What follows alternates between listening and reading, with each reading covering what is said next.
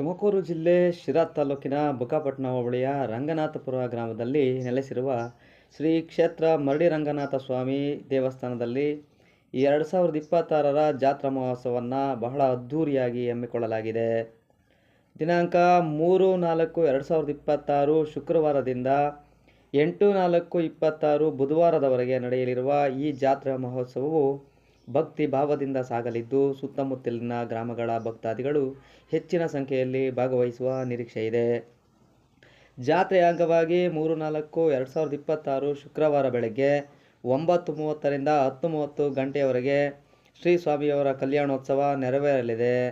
ಈ ಕಲ್ಯಾಣೋತ್ಸವಕ್ಕೆ ಭಕ್ತರು ವಿಶೇಷ ಪೂಜೆ ಸಲ್ಲಿಸಿ ಆಶೀರ್ವಾದ ಪಡೆಯಲು ಅವಕಾಶ ಕಲ್ಪಿಸಲಾಗಿದೆ. ಇದೇ ವೇಳೆ 4-4-2026 ಶನಿವಾರ ಮಧ್ಯಾಹ್ನ 12ರಿಂದ 1 ಗಂಟೆಯವರೆಗೆ ವಿಜೃಂಭಣೆಯ ಬ್ರಹ್ಮರಥೋತ್ಸವ ಜರುಗಲಿದ್ದು, ಭಕ್ತರ ಮಧ್ಯೆ ರಥೋತ್ಸವ ಅದ್ಧೂರಿಯಾಗಿ ನಡೆಯಲಿದೆ. ಗ್ರಾಮದೆಲ್ಲೆಡೆ ಹಬ್ಬದ ವಾತಾವರಣ ನಿರ್ಮಾಣವಾಗಲಿದ್ದು, ವಿಶೇಷ ಅಲಂಕಾರ ಹಾಗೂ ಪೂಜಾ ಕಾರ್ಯಗಳು ನೆರವೇರಲಿವೆ. ಜಾತ್ರಾ ಅವಧಿಯಲ್ಲಿ ದೇವಾಲಯದಲ್ಲಿ ನಿತ್ಯ ಪೂಜೆ, ವಿಶೇಷ ಸೇವೆಗಳು, ಧಾರ್ಮಿಕ ಕಾರ್ಯಕ್ರಮಗಳು ಹಾಗೂ ಪ್ರಸಾದ ವಿತರಣೆಯ ವ್ಯವಸ್ಥೆ ಮಾಡಲಾಗಿದೆ ಎಂದು ದೇವಸ್ಥಾನದ ವತಿಯಿಂದ ತಿಳಿಸಲಾಗಿದೆ. ಭಕ್ತರಿಗೆ ಕುಡಿಯುವ ನೀರು, ಅನ್ನದಾಸೋಹ ಮತ್ತು ಇತರೆ ಸೌಲಭ್ಯಗಳನ್ನು ಕಲ್ಪಿಸಲಾಗಿದೆ.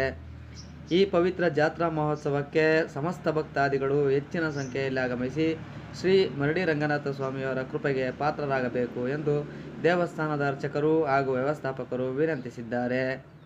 Bureau report, Focus, Tumakuru.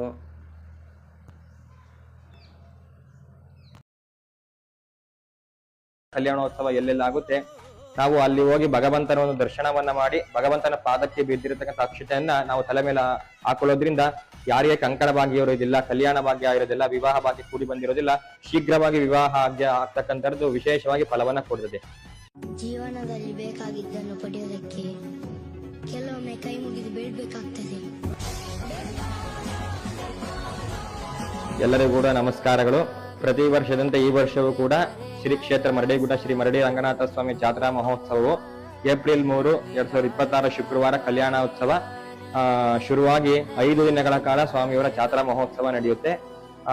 3ನೇ ತಾರೀಕು ಶುಕ್ರವಾರ ಸ್ವಾಮಿಯವರ ಕಲ್ಯಾಣೋತ್ಸವ, ಏಪ್ರಿಲ್ 4 ಶನಿವಾರ ಮಧ್ಯಾಹ್ನ 12ರಿಂದ 1ಕ್ಕೆ ಸ್ವಾಮಿಯವರ ಬ್ರಹ್ಮರಥೋತ್ಸವ ಕಾರ್ಯಕ್ರಮ, ಏಪ್ರಿಲ್ 5ನೇ ತಾರೀಕು ಸಂಜೆ ಸ್ವಾಮಿಯವರ ಗರುಡೋತ್ಸವ ಕಾರ್ಯಕ್ರಮ, ಏಪ್ರಿಲ್ 7ನೇ ತಾರೀಕು ಸ್ವಾಮಿಯವರ ಮುಂದೆ ಮಂಡೆ ಕಾರ್ಯಕ್ರಮ, 8ನೇ ತಾರೀಕು ಕೊನೆಯ ದಿವಸ ಭಗವಂತನಿಗೆ ವಿಶೇಷವಾಗಿ ವಸಂತೋತ್ಸವ ಕಾರ್ಯಕ್ರಮ ನೆರವೇರಿದೆ. ಎಲ್ಲರೂ ಕೂಡ ಭಕ್ತಾದಿಗಳು ಹೆಚ್ಚಿನ ಸಂಖ್ಯೆಯಲ್ಲಿ ಭಾಗವಹಿಸಿ ಭಗವಂತನ ಅನುಗ್ರಹಕ್ಕೆ ಪಾತ್ರರಾಗಬೇಕಾಗಿ ಕೇಳ್ಕೊಳ್ತೀವಿ.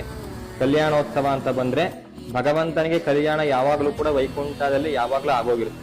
ಅದರಿಂದ ಈ ಮಾನವರಿಗೆ ಕಲ್ಯಾಣೋತ್ಸವನ್ನ, ಭಗವಂತನ ಕಲ್ಯಾಣೋತ್ಸವನ್ನ ನೋಡ್ಲಿಕ್ಕೆ ಅನುಗ್ರಹ ಇರೋದಿಲ್ಲ.